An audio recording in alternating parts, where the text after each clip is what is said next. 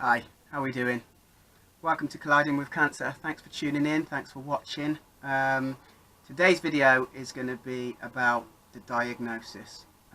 So everything around the whole thing of when you get that news that is for all of us and everyone, and the people around us as well, absolutely devastating. So that's what we're going to look at today. Talk about how it affected me, how it affected what was going on with me. So thanks for tuning in, and we'll pretty much get into it. So recently, as you'll know from other videos, I was diagnosed with bowel cancer. Probably not the worst of all cancers, but still a pretty crappy cancer to get, considering it's pretty much cancer of the ass. Okay, they'll say it's anal cancer, bowel cancer, all these other things, but basically means you got cancer in your bum. Okay, which as a guy, and I'm sure for girls as well, ain't the greatest thing to hear. So let me take you through what basically happened to me. So just to fill in some of the backdrop, I had a tumour. The tumour was removed.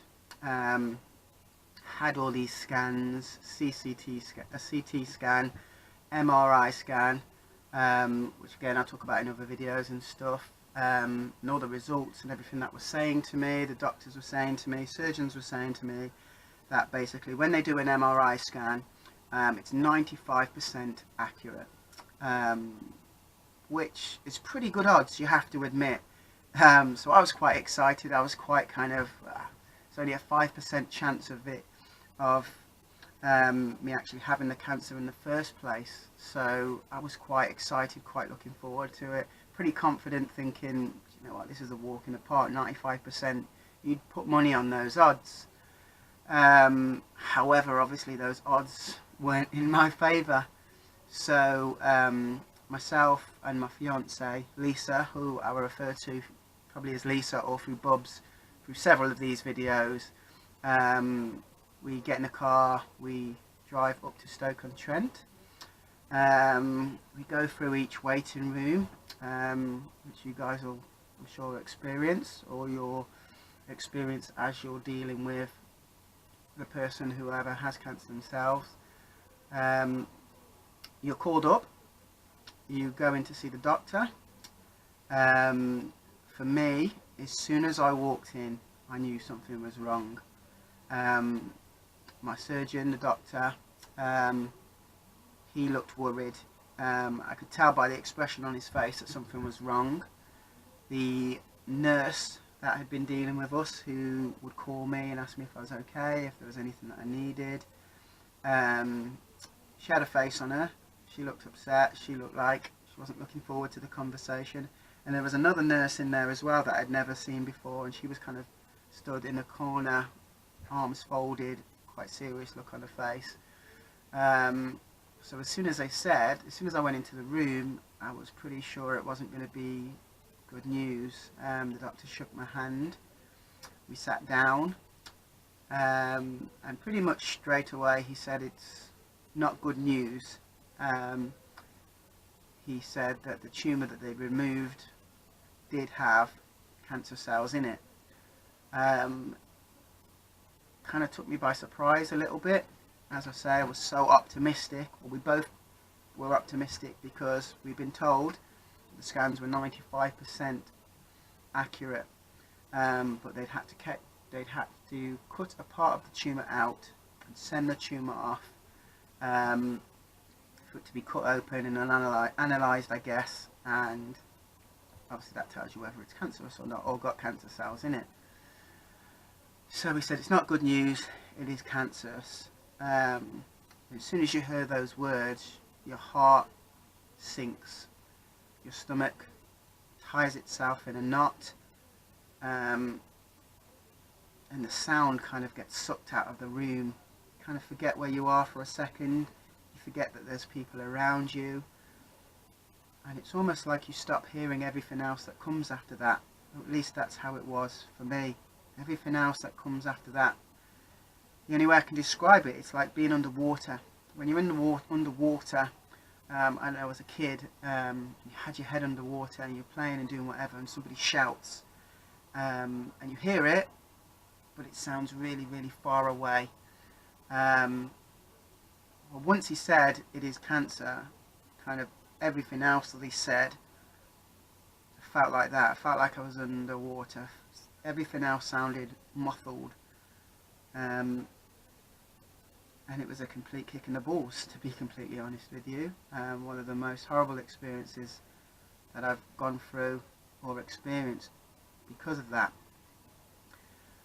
What I would say is, if you go and you know it's going to be that diagnosis, make sure you go with someone, for that reason, because I can't remember a lot of what he said after that. We were probably in the room for about 15 to 20 minutes. He spoke to me straight away, which was good. He got straight to the point, which I really appreciate. Told me that it was cancer. Told me what the diagnosis was, and then told me what would have to happen at that point in regards to treatment, chemotherapy, radiotherapy and all of that. So I'm really glad that he did that. Me personally, that's what I wanted. I've been waiting for weeks to find out what was going on, so I wanted that diagnosis straight away. But yeah, as I say, take somebody with you, because as soon as they tell you, that's it, your arse falls out of the world and you stop listening to everything else that they've said. Not out of you being rude, that's just what's going to happen to you. So, as I say, for about 15-20 minutes after we sat in this room and he was talking, I can't remember really what he said, but what I do remember is then we go into a side room with one of the nurses. She asks us if there's any questions, and they keep getting you to repeat back what's been said to you about it, about your treatment, about what's going to happen, what you're going to experience and so on. And I think that's to make sure that you've understood it. But you're still very, very numb at that point. And I can remember, as I was talking, explaining what was going on to the nurse, and as I was asking questions, nothing seemed to be going into my brain. It just seemed like all I could hear was that word cancer, cancer, cancer, cancer, and that's always in my mind after that. And yeah, it's a pretty horrible thing to have to go through. It's a pretty horrible thing to hear. I was with Lisa, my fiance, as I said earlier, and I'm looking at her and I'm seeing the expression on her face, and I can see the pain and the stress that it's causing her to hear this, but still nothing's really registering, and it probably didn't for 2 or 3 days after, because all that was in my mind is, you've got cancer, you've got cancer, you've got cancer, you've got cancer, over and over and over again in my mind. I was able to find things to do to take my mind off it, but it was always there. And probably one of the worst parts of that day for me, and I'm sure for many others as well, was when it came time to go to bed. When I turned the light out, once I put my head on the pillow and everything was quiet, and then it's almost as if my brain just decided to go, I've got you now, I've got you now, I'm going to let you have it.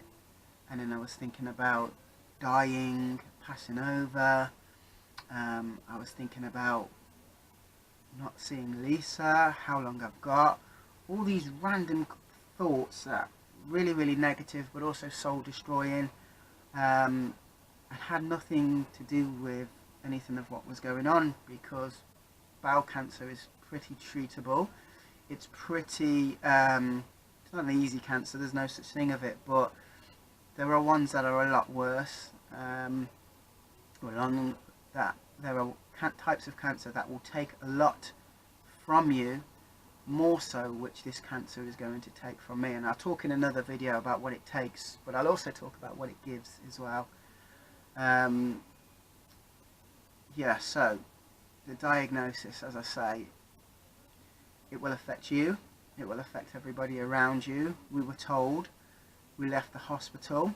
I hadn't cried or anything yet, it was still pretty numb. We went to Lisa's sister's house straight away, just kind of because we didn't want to go straight home after. which is probably a useful bit of advice as well. When you get the news, go and do something, go and be around somebody, go and see somebody, don't go on your own. Find somewhere to go or do, even if you're in that bubble at the moment and it still feels like your head's underwater, just go and do something or be with somebody. So we went to Lisa's sister, and that was quite surreal. As soon as we walked into the room, she knew straight away that it was bad news, and pretty much almost straight away we just kind of all hugged each other and started crying straight away. Probably when they grabbed me, Lisa's sister, bless her, Kerry her name is, we walked into the room, the tears started to fall, and she just pretty much grabbed me by the back of the neck, and Lisa as well, and we kind of did a family group hug type thing, and let it all out. But that was needed, that was necessary, and it got a lot of that kind of first step out from what was going into my head to what was feeling. I think sometimes your body just has to let something out, even if it's for short periods of time. So yeah, that's kind of what happened. That's my story. That's kind of what happened in regards to the diagnosis and stuff like that. Pretty shitty day. As I say, don't go on your own. First video I've done. Sure, I get more comfortable speaking as they go along, but thanks for watching, thanks for sticking around to the end if you have done so. I hope something in this video helps you. At the end of each video I do, at the bottom there will be a comment section. I've got a slight script, things that come into my head as I'm going along. I don't really want to do a lot of editing or anything like that. I just want whatever to come out, to be good or bad. And hopefully that will trigger something with you guys. Again, comments, if there's something that you want to ask, I'm your guy. If there's something that that's embarrassing, put a comment in it, I'll do a video on it. One of the things with bowel cancer is it kind of does take your dignity, because as I say, it's cancer of the ass.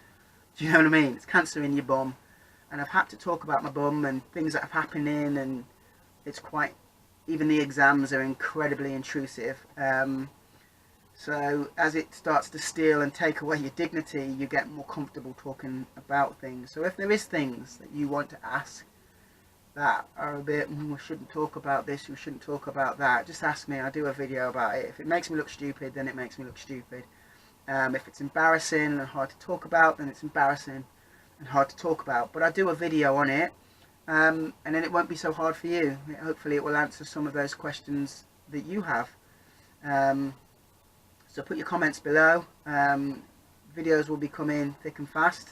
I plan to do at least one a week once we get it all up and running and stuff like that. So if there's anything you want to ask, put comments in the box below, and we'll see you soon. Peace.